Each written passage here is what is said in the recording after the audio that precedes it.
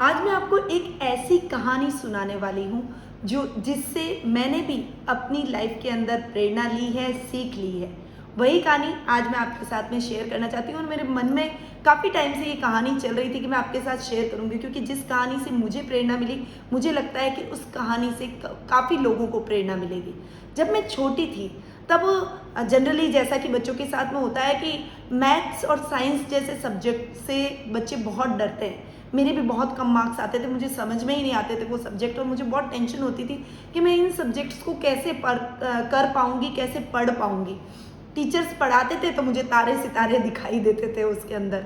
फिर हमारे एक बार प्रोफेसर सर ने मुझे बुलाया और मुझे बोलते हैं कि क्या हुआ, तुम्हें क्या समस्या है। तो मैं बोलती थी कि मुझे ना साइंस मैथ्स में समझ में ही नहीं आता है। तो क्या समझ में नहीं आता है या तुम कोशिश नहीं करती हो, क्योंकि हर व्यक्ति के अंदर माइंड होता है, बुद्धि होती है, परंतु कई बार क्या होता है कि बच्चे हैं ना उस चीज़ को अपनी साइकोलॉजी में बैठा लेते हैं कि ये सब्जेक्ट बहुत टफ है और वो उसे समझ में ही नहीं आएगा। मेरी भी साइकोलॉजी में ऐसा ही कुछ बैठ गया था।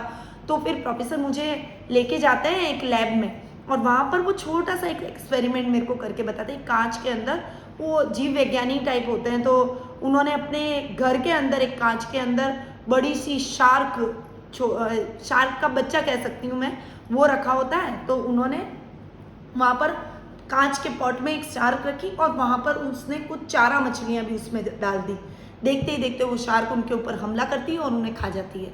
फिर 2-3 दिन उन्होंने यही किया और वो मुझे रोज़ बुलाते, मैं रोज़ जाती हूँ उनके घर और वो मुझे ये करके बताते हैं। मैंने कहा सर आप ये क्या कर रहे हैं, मेरे को रोज़ ये बता रहे हैं, ये तो मुझे पता है बड़ी मछली है, छोटी मछलियों को खाएगी। फिर एक दिन उन्होंने मुझे बुलाया और उन्होंने एक तरफ तो शार्क को रख दिया और बीच में एक बहुत ही मजबूत कांच लगा दिया और दूसरी तरफ चारा मछलियों को डाल दिया। अब शार्क ने प्रयास किया और जोर से अपना दम लगा के और कोशिश की कि मैं आज फिर से इनको खा लूं, पर उस कांच की वजह से वो वहीं के वहीं अटक कर रह गई। फिर उसने प्रयास किया, फिर उसने प्रयास किया।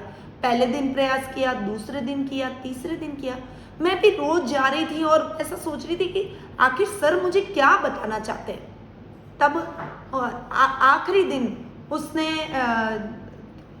करीबन सप्ताह का लास्ट दिन होगा, तब मैं फिर से गई तो देखा कि शार्क ने प्रयास करना ही छोड़ दिया था और वो अपने उस कांच के एक तरफ रहे और दूसरी तरफ चारा मछलियां हैं, उसने छोड़ दिया। ना तो वो प्रयास करती, ना उस तरफ कोशिश करती, ना जाती, क्योंकि उसने मन में सोच लिया था कि मैं तो अब इनको खा ही नहीं पाऊंगी।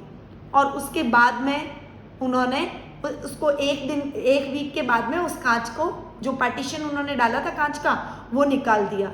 और पार्टीशन निकालने के बाद भी क्या देखते हैं कि वो शार्क फिर भी मछलियों को नहीं खा रही है, क्योंकि उसने अपने मस्तिष्क में एक कल्पना बना ली थी कि मैं इन मछलियों को नहीं खा सकती हूँ, मैं इन मछलियों को खाने में असमर्थ हूँ, क्योंकि उसने प्रयास करना छोड़ दिया था।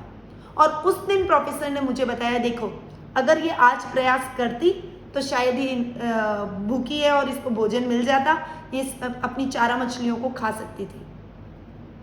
और उस दिन उन्होंने मुझे ये चीज़ बताई कि देखो तुमने भी प्रयास अपने माइंड में करना छोड़ दिया है कि ये सब्जेक्ट बहुत टफ है, मैं नहीं कर सकती, मैं नहीं कर सकती, इसीलिए तुम इस सब्जेक्ट्स को समझ नहीं पा रही हो।